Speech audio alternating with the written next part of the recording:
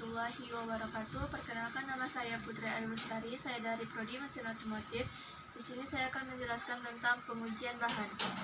Pengujian bahan adalah pengujian suatu material untuk mengetahui sifat mekanik, cacat, dan lain-lain pada suatu material.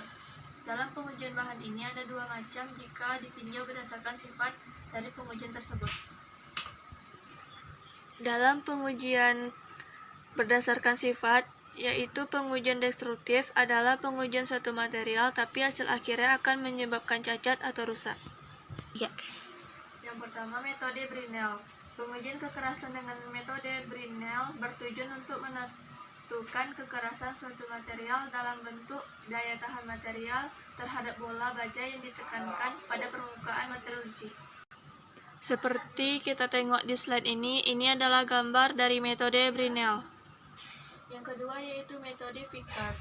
Pengujian kekerasan dengan metode Vickers bertujuan untuk menentukan kekerasan suatu material dalam bentuk yaitu daya tahan material terhadap induktor intan yang cukup kecil dan mempunyai bentuk geometris berbentuk piramida. Seperti yang kita lihat pada slide yang ini, itu adalah gambar metode Vickers yang berbentuk piramida. Yang ketiga yaitu metode Rockwell. Pengujian kekerasan dengan metode Rockwell bertujuan untuk menentukan kekerasan suatu material dalam bentuk daya tahan material terhadap induktor berupa kerucut intan yang ditekankan pada permukaan material uji. Seperti yang kita lihat pada slide ini adalah bentuk metode Rockwell. Dan selanjutnya pengujian kekerasan dengan cara goresan. Pengujian ini merupakan pengujian kekerasan terhadap benda logam, di mana menentukan kekerasannya dengan mencari kesebandingan bahan yang dijadikan standar. Pengujian ini menggunakan metode Mohs. Seperti yang kita lihat, ini adalah metode Mohs. Yang selanjutnya yaitu pengujian kekerasan dengan cara dinamik.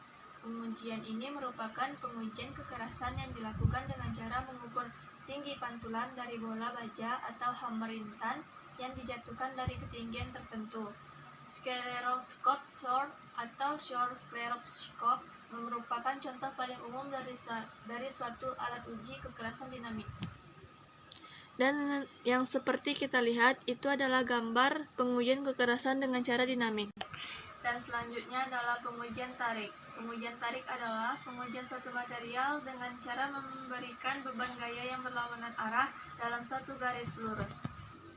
Pada gambar tersebut adalah pengujian tarik dengan seperti yang kita lihat pada gambar ini, itu adalah pengujian tarik. Dan selanjutnya adalah pengujian impact.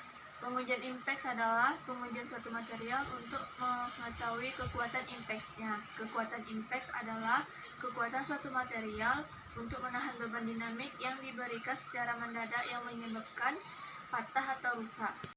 Ada dua metode dalam pengujian ini, yaitu Charpin dan Izod. Seperti yang kita lihat pada slide ini, itu adalah gambar dua metode pada pengujian impact.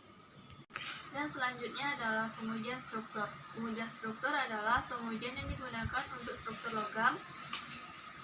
Dan pengujian visual. Selanjutnya pengujian cairan. Dan selanjutnya adalah pengujian struktur. Pengujian struktur adalah pengujian yang digunakan untuk melihat struktur logam. Dan selanjutnya adalah pengujian partikel magnet. Pengujian partikel magnet yaitu pengujian yang dilakukan untuk mengetahui cacat permukaan dan permukaan bawah suatu komponen dari bahan ferromagnetik. Terus yang selanjutnya pengujian radiografi.